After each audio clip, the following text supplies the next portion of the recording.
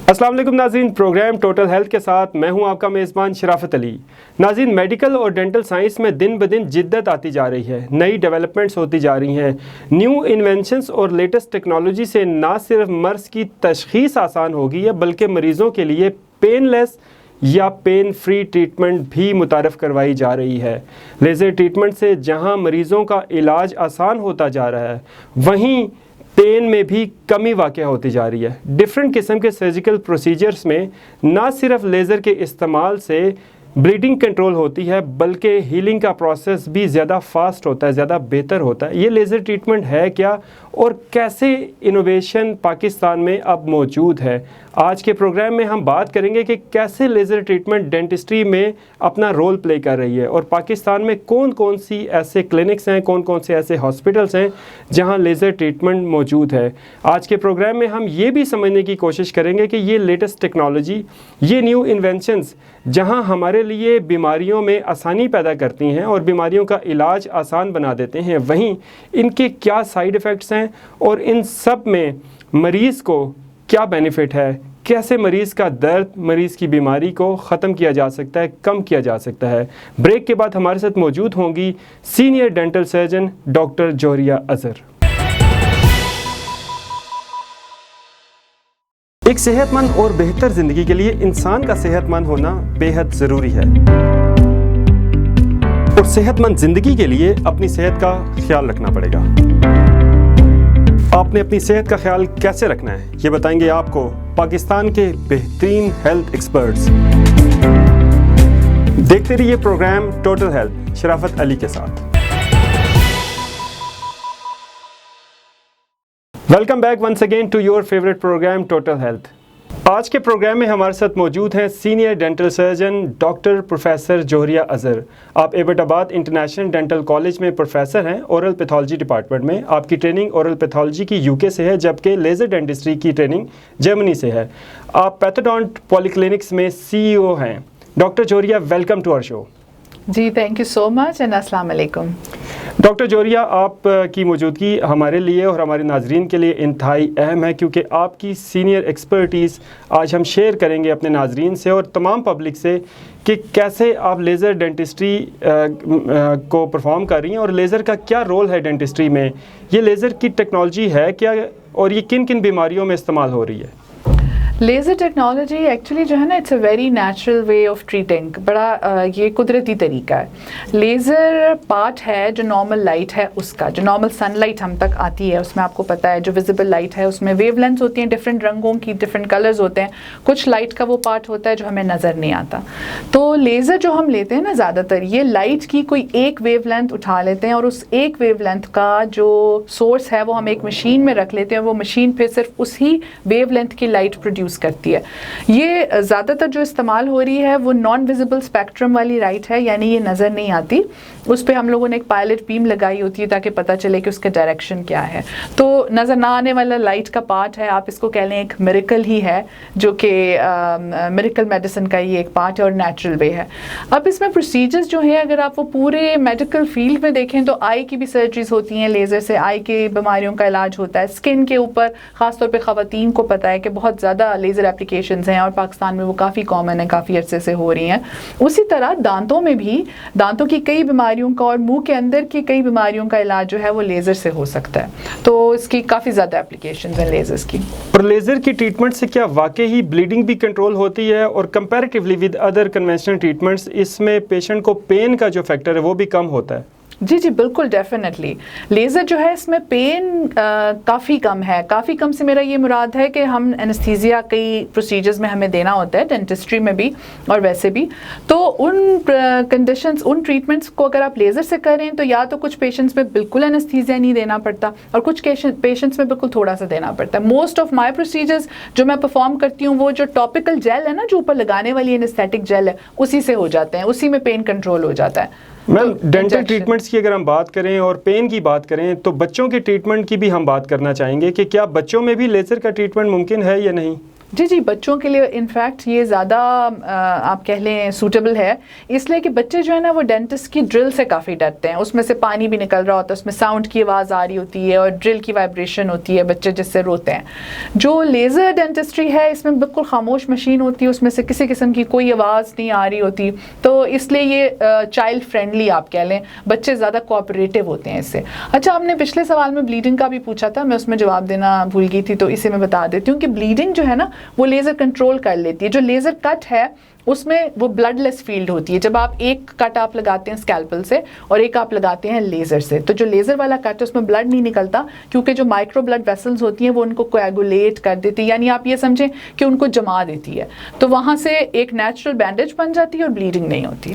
और मैं एक रिसर्च पढ़ रहा था, तो क्या लेज़र की जो रेज़ हैं ये इतनी स्टीराइल होती हैं कि डिसइंफेक्ट भी कर देती हैं उस एरिया को जहाँ पे आप काम कर रही होती हैं? जी बिल्कुल, जो लेज़र है इसमें लेज़र और लाइट इटसेल्फ ये इन दोनों कामों के लिए यूज़ होती है। लेज़र और ये एक्सपेरिमेंटल एविडेंस बेस्ड बात है, इसका एक्सपेरिमेंटल प्रूफ है कि ये बैक्टीरिया को भी मारती है, वायरसेस को भी मार देती है, फंगस स्पोर्स जो भी मौजूद हों उनको ख़ास इंटेंसिटीज़ में।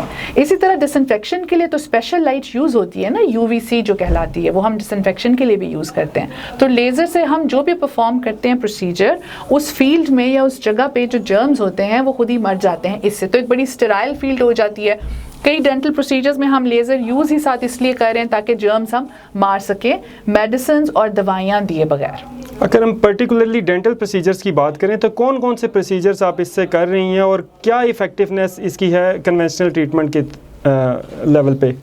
प्रोसीजर्स तो इस पे बहुत सारे हो रहे हैं, मतलब स्काई इज़ द लिमिट आप कह लें। जो रूट कैनाल ट्रीटमेंट हम करते हैं वो भी लेज़र असिस्टेड कर सकते हैं। इसी तरह मसूड़ों की जितनी बीमारियां हैं उसमें भी सब में लेज़र असिस्टेड ट्रीटमेंट साथ होती है। पेन का ये बहुत अच्छा इलाज करती है। किसी किस्म की भी चीज़ को कट करके रिमूव करना हो या बायोप्सी करनी हो वो भी लेज़र से हो जाती है। अच्छा, कुछ कंडीशंस ऐसी हैं डेंटिस्ट्री में जिनको आप अगर लेज़र ना हो तो वैसे ट्रीट नहीं कर सकते। अब मतलब मैं कुछ टर्म्स लूँगी, जैसे लैकन प्लानस है, इस तरह की कुछ बीमारियां हैं जो अगर लेज़र नहीं है तो आप उसको ट्रीट उस तरह से नहीं कर सकते, दवाइयाँ देते रहते हैं और उसको थोड़ा सा हम सप्रेस कर देते हैं। लेज़र की मौजूदगी में ये वाली जो चीज़ें हैं, स्पेशली जो ओरल कैविटी में जिनका और स्किन के ऊपर है, तो वो आप ट्रीट कर सकते हैं विद लेज़र। और ये पाकिस्तान में कहाँ ये फैसिलिटी मौजूद है? क्या सरकारी हॉस्पिटल्स में भी लेज़र ट्रीटमेंट की फैसिलिटी अवेलेबल है या सिर्फ प्राइवेट सेक्टर ही अभी ये इस्तेमाल कर रहा है? नहीं, बस यही तो एक अलमिया है कि जो लेज़र मशीन्स हैं वो काफ़ी एक्सपेंसिव होती हैं, तो सरकारी हॉस्पिटल्स तो आई थिंक बिल्कुल अफोर्ड नहीं कर पाते लेना इनको। जहाँ जहाँ ये अवेलेबल है, अगर आप बाकी लेज़र्स देखें, स्किन लेज़र्स तो पाकिस्तान में काफ़ी अरसे से थे, इसी तरह आई लेज़र्स भी जो हैं वो काफ़ी अरसे से थे। डेंटिस्ट्री में जो लेज़र्स हैं ये पहले इस्लामाबाद में शायद एक ही क्लिनिक में थे, फिर मैंने इसको 2013 में इंट्रोड्यूस कराया था यहाँ पे, और एट द मोमेंट 2-3 प्रैक्टिसेस पिंडी इस्लामाबाद में, इसी तरह 2-3 कराची में और 2 या 3 लाहौर में जो है वो इसके ऊपर काम करी, वहाँ पे ये अवेलेबल हैं।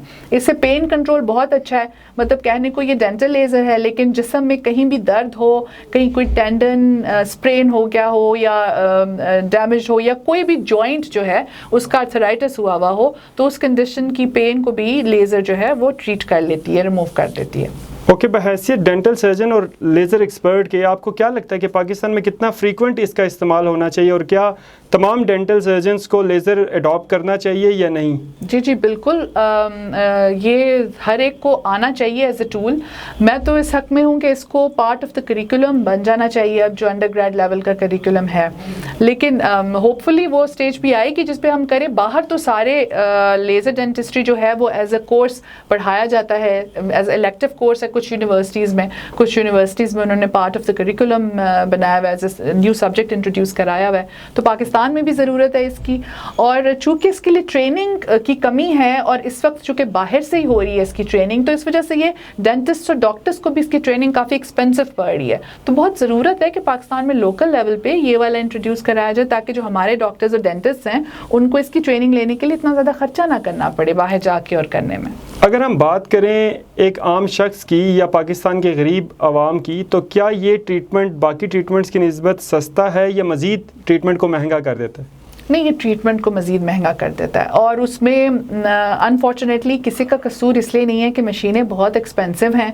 मशीन्स जो कि पाकिस्तान में कोई बनती नहीं, वो आती सारी बाहर से हैं। उसके साथ जो एक्सेसरीज़ लगती हैं, जो टिप्स लगती हैं, जो डेंटिस्ट हैं वो इसके डिस्पोजेबल टिप्स इस्तेमाल करते हैं। अब सब जो डिस्पोजेबल टिप है वो बाहर से आती है, और वो जब आती है तो उसके ऊपर टैक्स वगैरह लग के एंड में इतना ज़्यादा हो चुका होता है कि ट्रीटमेंट में वो कॉस्ट ज़ाहिर है डालनी पड़ती है।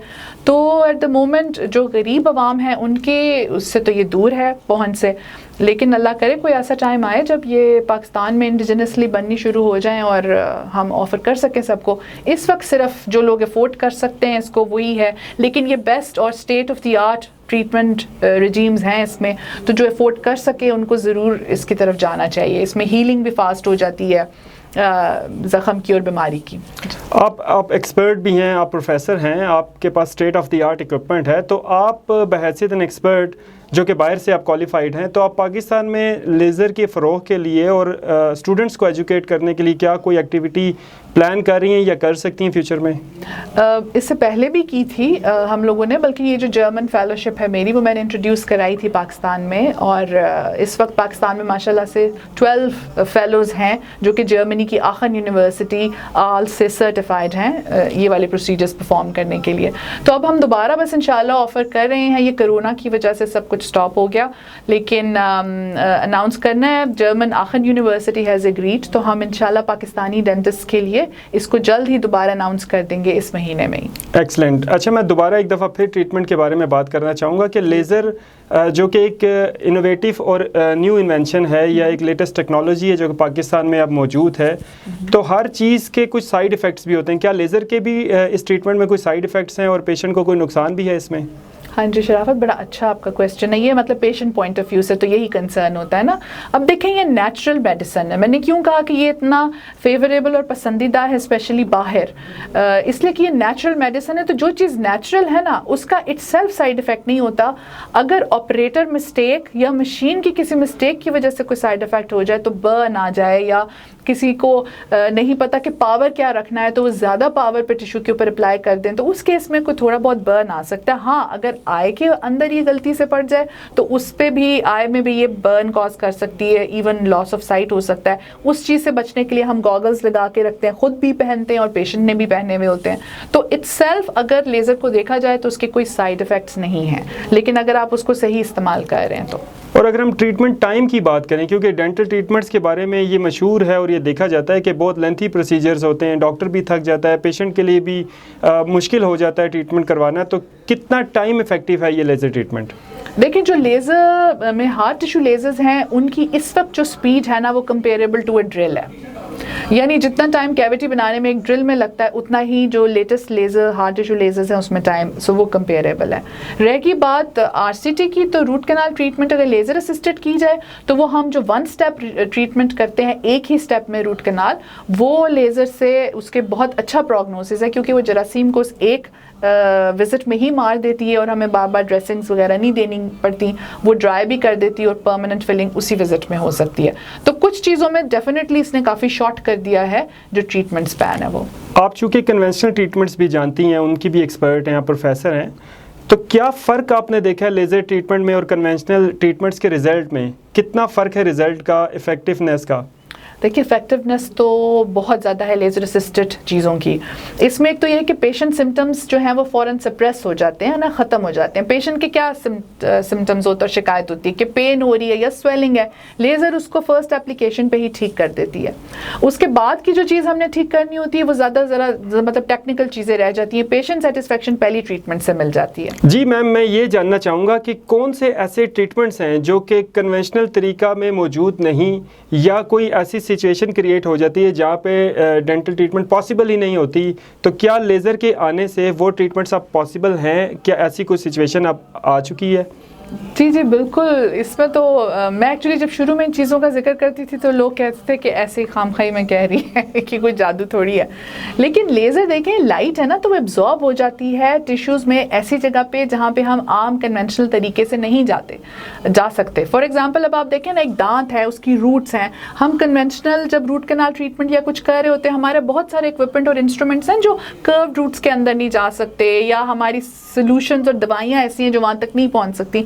तो लेज़र को जब ऊपर से अप्लाई करते हैं वो सारी वहाँ पे फोटॉन्स एब्जॉर्ब हो जाते हैं, मोलेकुलर लेवल पे रिजल्ट्स आ जाते हैं। तो इस पे तो इसका कोई कंपैरिजन है ही नहीं जो कन्वेंशनल चीज़ें हैं उनसे, क्योंकि ये हर जगह तक पहुँच सकती है, एब्जॉर्ब हो जाती है। जहाँ पे मुंह के जगहों पे बाकी इंस्ट्रूमेंट्स इक्विपमेंट नहीं पहुँच सके वहाँ तक लेज़र जा सकती है।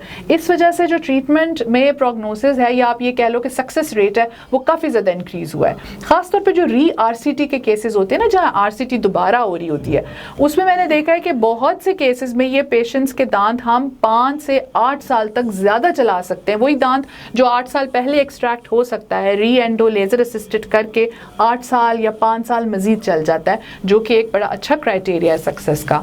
तो definitely laser with treatment with laser और ट्रीटमेंट विदाउट लेज़र में काफ़ी डिफरेंस है। Very nice, excellent. अच्छा, मैं प्रोग्राम के आखिर में ये जानना चाहूँगा, आप हमारे पब्लिक के लिए क्या एडवाइस देना चाहेंगी कि वो अपनी ओरल हेल्थ का, ओवरऑल हेल्थ का कैसे ख्याल रखें ताकि वो इस तरह की कॉम्प्लिकेटेड ट्रीटमेंट्स की ज़रूरत ही ना पेश आए?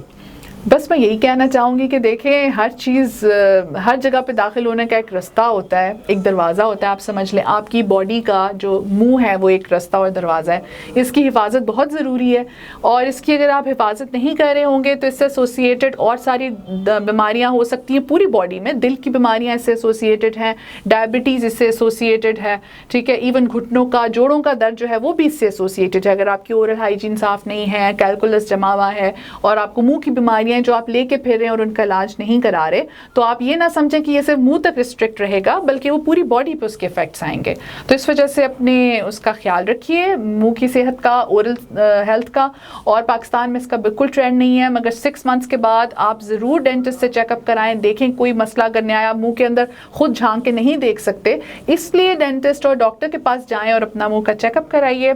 और आप लोगों के लिए, जो सारे नाजरीन हैं शराफत साहब के, उससे हम अनाउंस करते हैं कि जो भी आएगा इस रेफरेंस से उसका हम लोग फ्री चेकअप करेंगे क्लिनिक में, पैथोडोंट पॉलीक्लिनिक्स में। जी, thank you so much doctor Zohria, programme में टाइम देने के लिए। यकीनन आपकी गुफ्तगू हमारे नाजरीन के लिए इंतहाई मुफीद और कारआमद साबित होगी और आपकी मौजूदगी हमारे शो में हमारे नाजरीन के लिए हमारी खुशनसीबी है कि आप जैसे सीनियर सर्जन प्रोफेसर हमारे शो पर तशरीफ़ लाईं और आपने अपना कीमती टाइम दे के हमारे नाजरीन को न सिर्फ गाइड किया बल्कि एजुकेट किया कि कैसे लेज़र डेंटिस्ट्री पाकिस्तान में मुख्तलिफ ट्रीटमेंट्स में आसानी पैदा कर रही है और लोगों का पेन कम कर रही है। और हमारे प्रोग्राम का भी यही मकसद है कि हम लोगों का पेन कम कर सकें। डॉक्टर जोहरिया, प्रोग्राम में टाइम देने के लिए once again thank you so much. Thank you so much Sharafat for inviting me, it's an honour और good day to all of your viewers and आप सबको भी। नाज़रीन, लेटेस्ट और इनोवेटिव तरीका इलाज से न सिर्फ इलाज आसान होता जा रहा है बल्कि बीमारियों की रोकथाम में भी मदद मिल रही है। लेकिन जितना ये टेक्नोलॉजी में इजाफा होता जा रहा है उसके साथ साथ इसी टेक्नोलॉजी के साइड इफ़ेक्ट्स भी होते हैं। लिहाजा सबसे बेहतर तरीका तो ये है कि आप अपनी सेहत का ख्याल रखें और बीमार होने से बच जाएं। सबसे बेहतर तरीका ये है कि आप परहेज़ करें और परहेज़ इलाज से बेहतर है। यकीनन परहेज़ इलाज से बेहतर है। अगर आपको अपनी सेहत से मुताल्लिक या आज के प्रोग्राम से मुताल्लिक कोई भी क्वेश्चन हो तो आप हमें इनबॉक्स कर सकते हैं और कमेंट सेक्शन में अपनी राय से आगाह कर सकते हैं। अपने मेज़बान शराफत अली को दीजिए इजाज़त। अल्लाह हाफ़िज़।